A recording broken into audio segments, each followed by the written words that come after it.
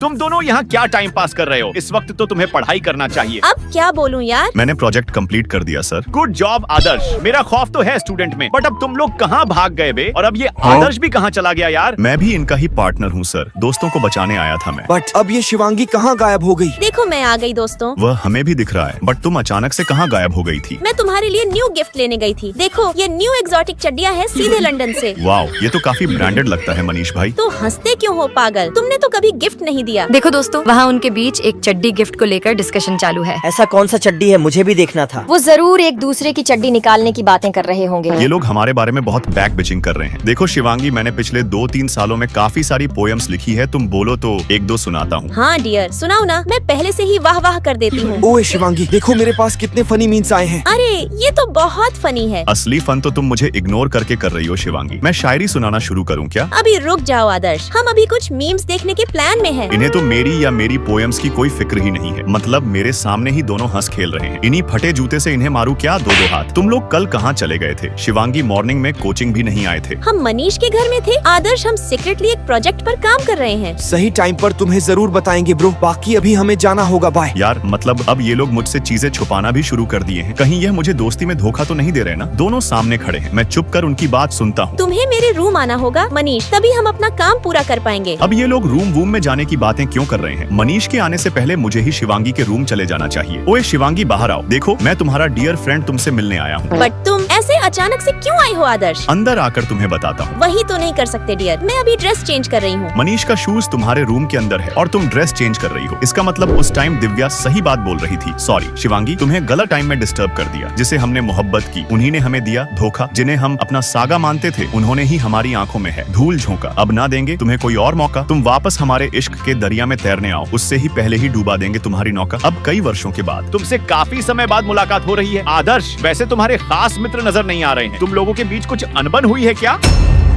It's okay बेटा, 3 दोस्तों के बीच अक्सर लड़ाइयाँ हो जाती है। बट हमारी दोस्ती में ऐसा कुछ भी नहीं हुआ सर। और आप बेवजह लड़ाई पैदा मत करो। एक्चुअली जब मैं अपने दोस्तों से नाराज होकर अकेले घूम रहा था, तब अचानक से आसमान में मुझे आतिशबाजियां होते नजर आई। मैंने उन्हें देखकर सोचा, फिर तभी वहाँ शिवांगी और मनीष आ पहुँचे, वह भी हाथों में बर्थडे केक लेकर। तुम्हें भले ही अपना बर्थडे याद ना हो, बट हमें तुम्हारा बर्थडे अच्छे से याद है डियर। हमने देखा था कि तुम्हारा शूज बहुत फट चुका था, फिर हमने तुम्हारी शूज के साथ एक पिक्चर क्लिक करी और तुम्हारे लिए न्यू शूज ले लिया। I am sorry and thank you यारों। और कुछ इस तरह हमने पूरी जनता के साथ आपको भी कंफ्यूजन में डाल दिया था सर। सर बुद्धू सर ही। अरे बच्चों, तुम लोग आज भी उतने ही बदतमीज हो। और कुछ इस टाइप हमारी दोस्ती का एक चैप्टर कुछ खुशी और कुछ गम के पलों के साथ खत्म हुआ और दूसरा चैप्टर शुरू हुआ, जिसमें शिवांगी बहुत सहमी हुई मासूम लड़की बन चुकी है। ये लिफ्ट 2 में क्यों अटक गया है? तुम्हें कुछ पता है क्या लड़की? नहीं सर, मुझे कुछ नहीं पता। तो फिर इस लिफ्ट के बटन काम क्यों नहीं कर रहे हैं? दबाओ इन्हें। ये तो बहुत घटिया इंसान है, बेचारी शिवांगी को डरा रही है। मैं स्कूल लाइफ के बाद इतना टूट गई हूँ कि मुझे इस जिंदगी में कोई इंटरेस्ट ही नहीं बचा। मैं लिफ्ट में ही सो जाती हूँ। बट वेट आदर्श, तुम यहाँ? अरे शिवांगी, तुम यहाँ मेरे शहर में। तुम्हें 5-6 साल बाद देख रहा हूँ। तुम कहाँ गायब थी अब तक? अब तुम्हें कैसे बताऊं कि जब मैं स्कूल के बाद घर गई तो माँ ने मुझे रिटर्न शहर भेज दिया ताकि मैं यहाँ कुछ जॉब करके पैसे कमा सकूं। बट जितने एक्साइटमेंट में मैं इस शहर आई थी वो कुछ ही टाइम में पूरा खत्म हो गया। सभी लोग मुझसे दूर भागने लगे कि जैसे मुझसे गोबर की बदबू आ रही हो। अब तुम भी मेरे साथ मत रहो, नहीं तो वह तुम्हें भी गाँव का समझेंगे। रुको शिवांगी, मैं तुम्हें न्यू आईफोन देना चाहता हूँ। वाओ आदर्श, ये तो ओरिजिनल लगता है। बाकी अब मैं अपने गर्ल्स हॉस्टल चली जाती हूँ। तुम हमारे साथ फ्रैंक होकर रह सकती हो जाना, हम अच्छे लोग हैं। आओ दिव्या, हमने काफी टाइम से साथ में बैठकर गर्ल्स वाली बकवासी नहीं करी। कुछ करते हैं ना, बंटाई मजा आएगा। मुझे नहीं लगता मैं उनके साथ अच्छे से घुल मिल पाऊंगी। तुम ओवर थिंकिंग मत करो शिवांगी। जैसे हम स्कूल के वक्त सभी के साथ फ्रेंकली हो जाते थे, सेम वही चीज अभी करना है। स्कूल टाइम अलग था आदर्श। तुम ऐसा क्यों सोचती हो शिवांगी? तुम बस थोड़ी सहम गई हो। याद करो कि हम तुम कितने मस्तीखोर हुआ करते थे। तुमने मुझे मनीष के साथ मिलकर कितना बड़ा सरप्राइज दिया था। तुम वही मस्तीखोर शिवांगी हो। हाँ आदर्श, मैं वही हूँ। चलो फिर अब शॉपिंग करें। ये कुछ ड्रेस बेस्ट हैं जो तुम्हें ट्राई करके देखना होगा। ओके आदर्श, मैं अभी आती हूँ। और चलो बताओ। नहीं, इसमें कुछ खास मजा नहीं आ रहा। फिर ये वाली कैसी लग रही है? इसमें भी कुछ मजेदार बात नहीं है। यार अब तुम्हें कोई ड्रेस अच्छी लगी नहीं रही तो मुझे अपने पुराने लुक में वापस आना होगा। बताओ मैं इस फ्रॉक में कैसी लग रही हूँ? आँखों में तेरी